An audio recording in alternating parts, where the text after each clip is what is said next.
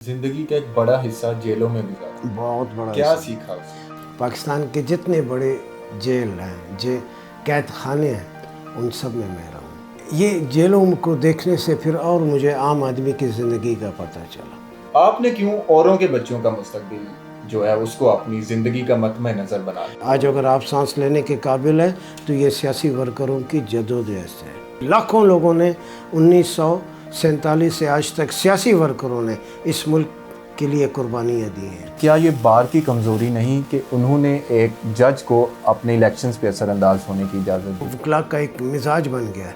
Supreme court के election में repeater को पसंद नहीं करते। ये बेसिकली जागीरदारों का मुल्क है।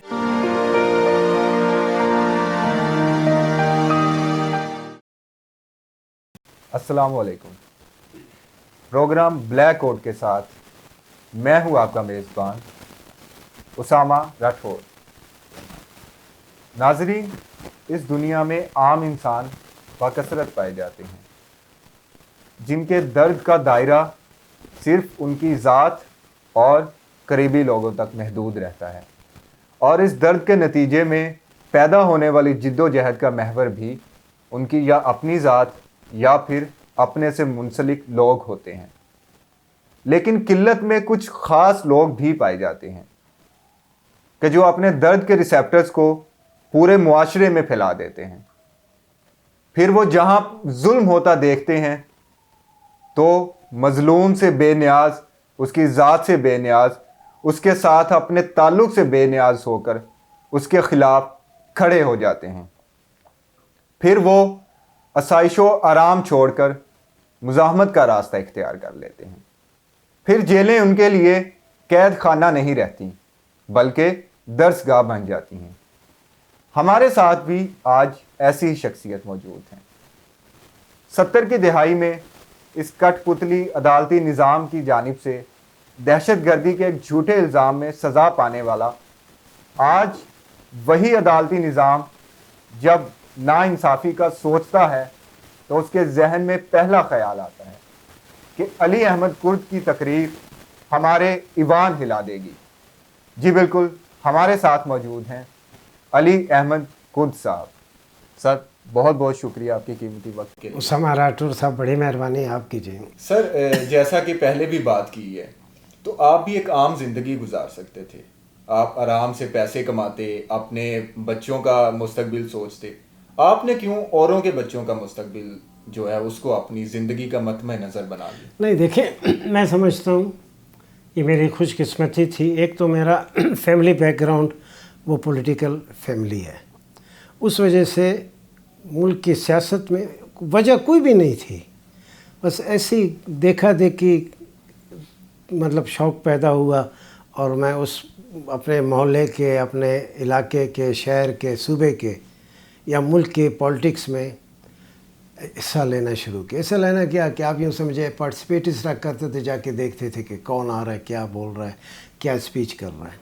तो वो आज से वो ज़रा सी एज ए ऑडियंस पार्टिसिपेशन जो है वो आगे ले जाकर जो है उसने एक बहुत ही मुकम्मल एक पॉलिटिकल एक्टिविस्ट मुझे बना दिया। तो इस लिहाज से मैं समझता हूँ मेरी खुशकिस्मती थी कि मैं सिर्फ़ एक आम आदमी की तरह मैंने ज़िंदगी नहीं गुजारी, मेरी तरबियत हुई। सियासी जमातों में रह के मेरी तरबियत हुई। बड़े सियासी जो रहनुमा थे, लीडर थे, उनके साथ, उनके करीब बैठ के या उनके साथ किसी भी लिहाज से ताल्लुक़ पैदा होने की वजह से उनसे सीखने से सोचने का अंदाज़ और सोचने की सिमत, डायरेक्शन जो है वो आम लोगों पे जाके मरकूज़ हो गई।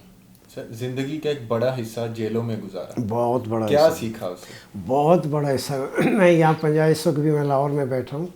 ये कभी कभी ऐसे दोस्तों के साथ बैठ के गुफ्तगू शुनीद में जब मैं इनको कहता हूँ कि मैंने ज़िंदगी के तकरीबन 7 साल जेलों में गुजारे हैं, तो जितनी भी लोग बैठे होते हैं तो मैं जब उनके चेहरे देखता हूँ तो उनको ये ख्याल होता है कि शायद ये शख्स गलत बयान नहीं कर रहा है, मगर हकीकत है। पाकिस्तान के जितने बड़े जेल हैं, कैद खाने हैं, उन सब में मैं रहा हूँ। क्या जेहलम, क्या अडियाला, क्या कराची, क्या कोयटा, मच, लोरलाई, मुस्लिम बाग, مسلم باغ، مستونگ، جٹ پٹ، یہ سارے جتنے ہیں سب میں، کوئٹے کے جتنے پولیس اسٹیشنز ہیں، ابھی تو کچھ اور بھی انہوں نے بنائے، پرانے جتنے پولیس اسٹیشنز تھے ان سب میں نے وقت گزارا. تو یہ ہے، اس لحاظ سے یہ جیلوں کو دیکھنے سے پھر اور مجھے عام آدمی کی زندگی کا پتہ چلا. اور ویسے بھی بحثیت پولیٹیکل ایکٹیوسٹ کے زیادہ عام لوگوں کے ساتھ ہیں. تو آج بھی میں لوگوں کو یہاں کراچی لاہور میں کہہ رہا تھا دوستوں کو، بڑے آدمی سے ایسی فطرتاً طبیعتاً میں اوائڈ کرتا ہوں، اس کے قریب نہیں جاتا ہوں. عام آدمی کے ساتھ بڑے ہنسمکھ انداز میں بیٹھتا ہوں، گپ شپ کرتا ہوں، ہاتھ ملاتا ہوں، گلے ملتا ہوں. بڑے آدمی کو تھوڑا سا اوائڈ کرتا ہوں کہ میں سمجھتا ہوں کہ نہیں، جب ان بڑے لوگوں کی سوچ عام آدمی کے لیے نہیں ہے تو پھر ان کے ساتھ کیا اٹھنا، کیا بیٹھنا، کیا لینا، کیا دینا.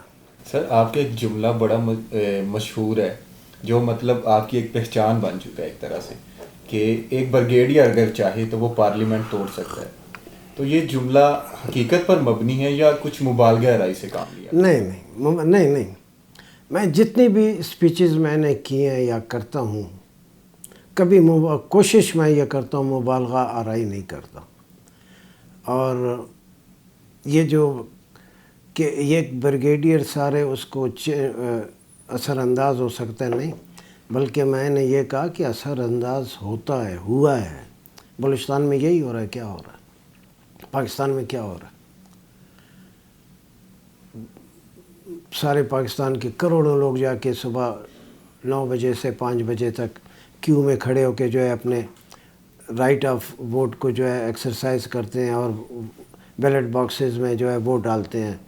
مگر اس کے 5 بجے کے بعد جو ہے لوگ آ جاتے ہیں اور اس کے بعد وہ باکسز کو اٹھا کر لے جاتے ہیں اور بعد میں اپنے وہاں بیٹھ کے وہیں پہ آپ سمجھے کہ پھر سے نئے سرے سے ووٹ کاسٹ ہونا شروع ہو جاتے ہیں. جس کو چاہیں جتا دیں، جس کو چاہیں رنر اپ بنا دیں. تو یہ بات غلط ہے. تو سر کیا مستقبل دیکھ رہے ہیں؟ کیا یہ جتنے سرفروش ہیں ان کی جد و جہد کے نتیجے میں کوئی مستقبل قریب میں کچھ بہتری آ سکتی ہے، یا ہمیں مزید کچھ عرصہ اسی طرح استعماری طاقتوں کا وہ مظالم اور ان کی انا سہنی پڑے گی؟ اسامہ، یہ جو خطہ جس پہ ہم بیٹھے ہیں نا، یہ اس کو اگر بڑے کینوس میں آپ دیکھیں، ہندوستان، سری لنکا، بنگلہ دیش، ایران، افغانستان، یہ خطہ جو پہلے مغربی پاکستان اب پورا پاکستان ہے، یہ پولیٹیکل لحاظ سے، سیاسی لحاظ سے بہت خطرناک علاقہ ہے. یہ تحریکوں کی سرزمین ہے. یہاں ہر 10 سال کے بعد ایک لوگوں میں ایک بے چینی شروع ہو جاتی ہے. جو بھی بیٹھا ہے اس کو پھر حکمران بنے رہنا نہیں دیتے. یہ تحریکوں کا وہ ہے. تو اس لحاظ سے یہ آج اس ملک میں جو بھی تھوڑی بہت لنگڑی لولی جو جمہوریت ہے، عدلیہ ہے، پارلیمنٹ ہے، سیاسی آزادیاں ہیں، یا الیکٹرانک یا پرنٹ میڈیا کو جو بھی تھوڑی بہت لکھنے کی وہ ہے، یہ کسی نے ہم کو ایسے تحفے میں نہیں دیے ہیں. لاکھوں لوگوں نے، 8، 10، 20، 50 ہزار، 2000 نہیں، لاکھوں لوگوں نے 1947 سے آج تک سیاسی ورکروں نے اس ملک کے لیے قربانیاں دی ہیں. یہ جو لاہور کا جس کو شاہی قلعہ کہا جاتا ہے، اس میں سیاسی ورکروں کے جو ہیں اس کے سیلز میں سیاسی ورکروں کے جگر سے نکلے ہوئے خون کے دبے موجود ہیں. اسی لاہور قلعے میں میرے اپنے گھر کے میرے کزن، 4 میرے کزن، انہوں نے 6 ماہ تک اس لاہور فورٹ میں جو ہے ویسے تھے پولیٹیکل ایکٹیوسٹ کے وقت گزارا. محمود علی قصوری صاحب اس ملک کا بہت بڑا لائر تھا، بہت بڑا وکیل تھا، فنڈامنٹلسٹ کے لیے بڑی اس کی قربانی. ان کی کوششوں سے میرے 4 کزن 6 مہینے کے بعد یہ لاہور قلعے سے جو ہے وہ رہا ہو کے اپنے گھروں کو پہنچے. یہاں پہ حسن ناصر، یہاں پہ دوسرے بے شمار لوگ اسی قلعے میں. تو یہ آج یہ سیاسی ورکروں کی جد و جہد ہے. اس میں چھوٹا موٹا ہمارا بھی رول ہے. تو آج ہم بولنے کے قابل ہوئے ہیں. اگر یہ سیاسی ایکٹیوسٹ نہیں ہوتے, یہ سیاسی لوگوں نے قربانیاں نہ دی ہوتی, یہ بیسیکلی جاگیرداروں کا ملک ہے. اس میں چودھری خان سردار وڈیرے یہ ان کا ملک ہے. ان کے ساتھ عدلیہ بھی ان کی ہے. آپ کو سانس لینے نہیں دیتے. آج اگر آپ سانس لینے کے قابل ہیں تو یہ سیاسی ورکروں کی جدوجہد ہے. تو اس لیے سے ایک امید ہم کرتے ہیں.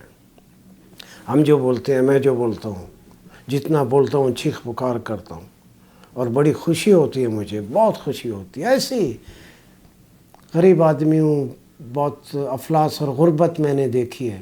مجھے نہ شہرت کی ضرورت ہے, نہ پیسے کا بھوکا ہوں, نہ کبھی کسی کے بنگلے, بڑی گاڑی اور اس کی شخصیت سے کبھی بھی میں امپریس نہیں ہوا. میرے نزدیک ان چیزوں کی اہمیت نہیں. مگر اس بات میں مجھے خوشی ہوتی ہے کہ جب میں بات کرتا ہوں وہ میری بات جا کے لوگوں کے دل کو لگتی ہے, اور اس کے نتیجے میں لوگ جو مجھے بک اپ کرتے ہیں, شاباشی دیتے ہیں, یا جو آ کے میرے ساتھ سنیپس کھنچواتے ہیں یا سیلفیز لیتے ہیں, تو اس کا مطلب یہ ہے کہ وہ میری جدوجہد کو اون کرتے ہیں. اور اس کی وجہ سے مجھے خوشی ہے کہ نہیں, اس ملک میں جیسے میں بولتا ہوں دوسرے لوگ بول رہے ہیں, قربانیاں دے رہے ہیں, اس ملک میں اچھے دن آئیں گے. اس کو کوئی مائی کا لال نہیں روک سکتا. سر, آپ نے جب 2017 میں دوسری دفعہ سپریم کورٹ بار کا الیکشن لڑا تو آپ ٹھیک جی تو آپ نے کہا کہ جو اس وقت کے چیف جسٹس تھے میاں ثاقب نثار صاحب, انہوں نے آپ کو ہرانے میں اہم کردار ادا کیا. تو سر یہاں پہ ایک سوال اٹھتا ہے کہ کیا یہ بار کی کمزوری نہیں کہ انہوں نے ایک جج کو اپنے الیکشنز پہ اثر انداز ہونے کی اجازت دی؟ نہیں, بات تو آپ کی صحیح ہے. دیکھیے, میں جب الیکشن لڑا, جو میرے اپوننٹ تھے وہ غالباً 2-2.5 سال سے انہوں نے الیکشن کیمپیننگ کی, اور بقول شخص لوگوں کے بہت بڑا پیسہ بھی انہوں نے اپنے الیکشن کیمپین میں لگایا. میرے جیب سے 1 روپیہ بھی نہیں گیا, اور میں صرف 1 مہینے کے الیکشن کیمپین سے, اور اتنا ریپڈلی, اتنا سپیڈیلی اس کو میں نے کور کیا. سارے ملک کو الیکشن کے حوالے سے, سارے ملک کی بار ایسوسیشنز کو 1 مہینے کے اندر میں نے کور کیا. اور ریپیٹ ایز اے ریپیٹر کے سپریم کورٹ میں یہ ایک وکلا کا ایک مزاج بن گیا ہے. سپریم کورٹ کے الیکشن میں ریپیٹر کو پسند نہیں کرتے. میں بحیثیت ریپیٹر کے اور 1 مہینے کے الیکشن کیمپین سے 1000 کے قریب میں نے ووٹ مجھے ملے. کوئی 110 ووٹ سے مجھے شکست ہوئی. وہ صرف اور صرف ثاقب نثار صاحب کی وجہ سے. میں سمجھتا ہوں اس کے اندر, اس کے دل میں ریونج تھا, اس کے دل میں, کیونکہ جب وہ چیف جسٹس تھے انہوں نے جتنے بھی غلط فیصلے کیے تو چینلز پہ بحیثیت ایک لیگل لا نوئنگ پرسن کے حوالے سے میں نے جو بھی سمجھا, میں نے اس کے اوپر بہت شدت سے کرٹیسائز کیا, اور اپنی کرٹیسزم رکھی اور اس کی تنقید کی اس پر. اس کا میں سمجھتا ہوں کہ ثاقب نثار صاحب نے اپنے دل میں رکھا.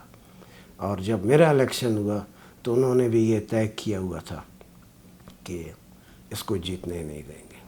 اب بات یہ ہے کہ اس کے اثر سے سپریم کورٹ کا وکیل کیوں اس کے ساتھ ہم خیال ہوا, بات تو افسوس کی ہے. مگر پھر بھی سارے وکیل تو ڈیموکریٹس نہیں ہوتے نا, سارے وکیل تو پولیٹیکل ایکٹیوسٹ نہیں ہوتے, سارے وکیل تو جان نثار نہیں ہوتے.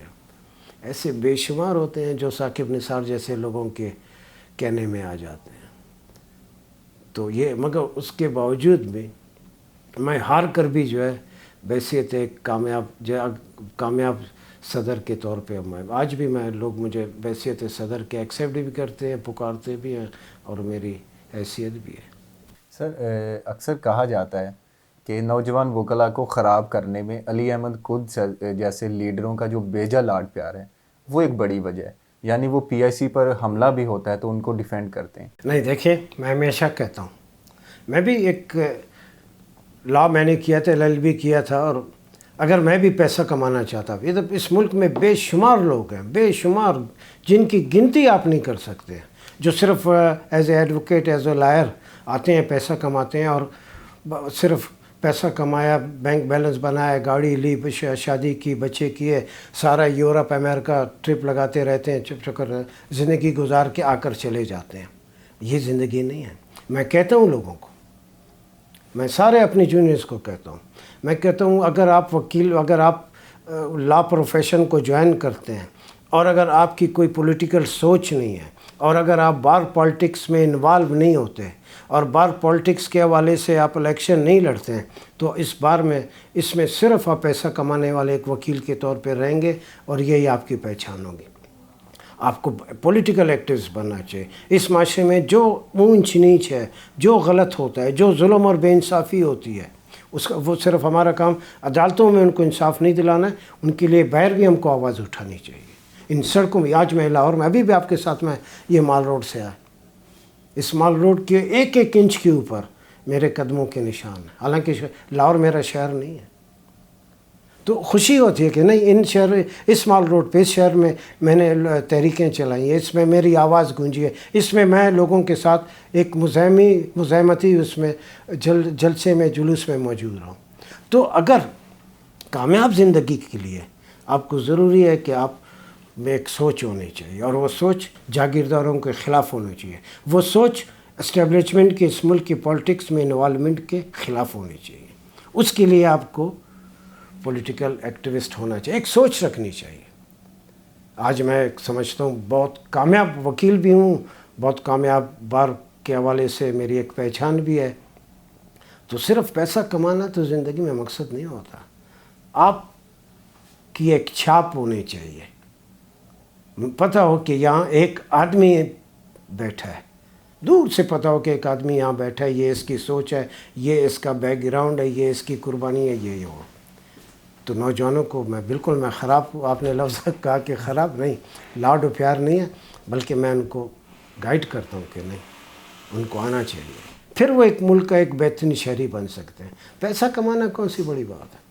میں بحیثیت وکیل کے اس ملک کے جتنے بہت بڑے کلائنٹ آپ کہہ سکتے ہیں, وہ میرے کلائنٹس ہیں. انہوں نے مجھے کہا, مگر میں نے ان کے کیسز نہیں لیے.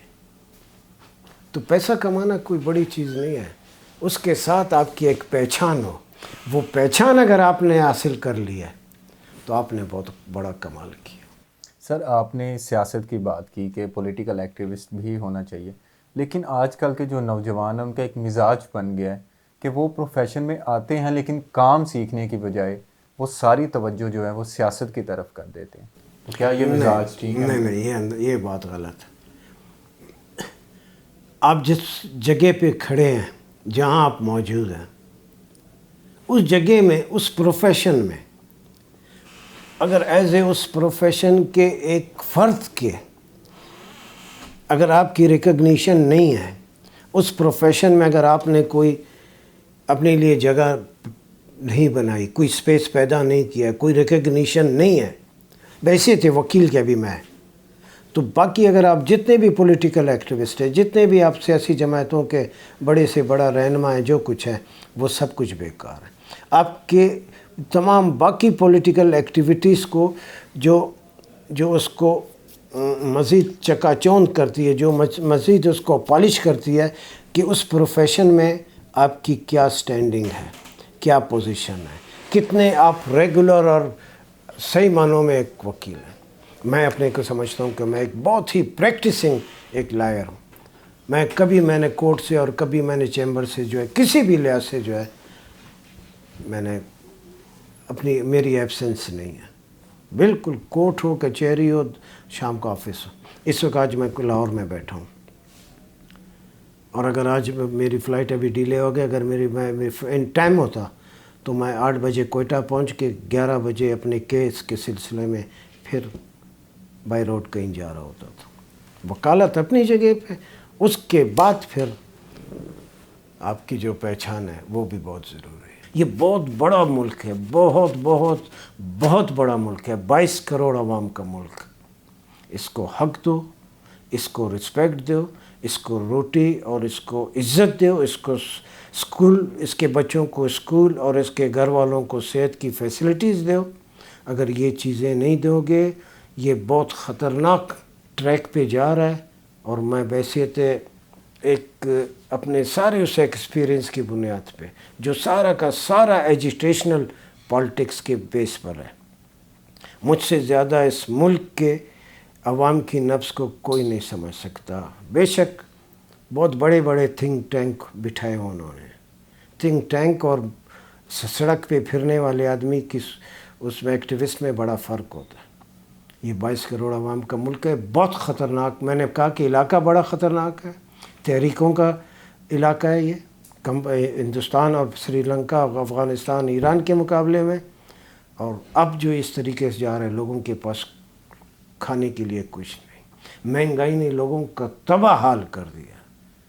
میں ایک دفعہ میں نے کہا تھا، اور میں نے صحیح کہا تھا، کہ جس ملک میں جونیئر کلر کی 1 مہینے کی تنخواہ اور ایک دیسی انگریزی شراب کی قیمت، بوتل کی قیمت 1 ہو، تو یہ ملک آگے ترقی نہیں کر سکتا۔ آج یہی صورتحال ہے، آپ لوگوں کو پیسے لوگوں کو دیں۔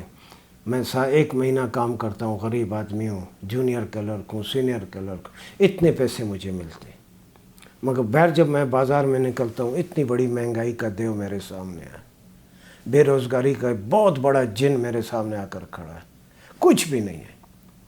میرے بچے ہیں، میری ماں ہے، بوڑھی ہے، باپ ہے، بوڑھا ہے، کھانستے رہتے ہیں، چارپائی پہ پڑے ہوئے، ان کو 2 روپے، 5 روپے، 10 روپے کی دوائی تو ان کا حق بنتا ہے، وہ دوائی غریب آدمی نہیں لے سکتا، وہ اپنے بچوں کے لیے روٹی نہیں، شام کی روٹی نہیں دے سکتا۔ یہ کیسا ملک ہے؟ جب آپ ان کو روٹی نہیں دیں گے، آپ ان کو زندگی کی سہولتیں نہیں دیں گے، تو ان کا سوچنے کا انداز بدل سکتا ہے، اور جس دن وہ انداز بدل گیا، بہت خراب حالات ہوں۔ سر بہت بہت شکریہ آپ کی قیمتی وقت کے لیے۔ بڑی مہربانی اسامہ بہت۔ جی بالکل، ہمارے ساتھ موجود تھے علی احمد قدس صاحب، اور بہت کم ایسا پایا جاتا ہے کہ ایک عام آدمی کے الفاظ اور اس کی آواز اقتدار کے برجوں میں زلزلے کا باعث بنے۔ تو علی احمد قدس صاحب جب بھی بولتے ہیں تو اقتدار کے ایوانوں میں قابض پریشان ہو جاتے ہیں۔ اسی کے ساتھ ہمیں دیجیے اجازت، اپنا رکھیے گا خیال، اللہ نگہبان۔